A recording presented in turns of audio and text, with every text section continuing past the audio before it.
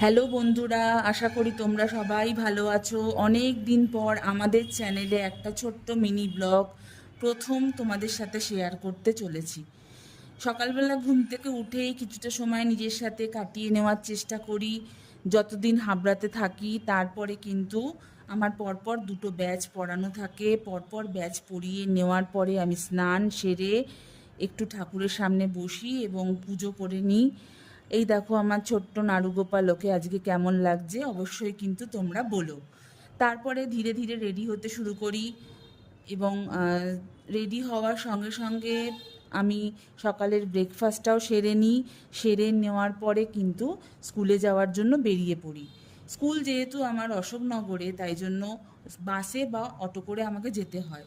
স্কুলে আমি ক্লাস করিয়ে নিয়ে বিকেলে যখন বাড়ি ফিরি আবারও আমার দুটো ব্যাচ পড়ানো থাকে। যদি তোমাদের ভিডিওটা ভালো লাগে অবশ্যই লাইক কমেন্ট শেয়ার করতে কিন্তু ভুলো না।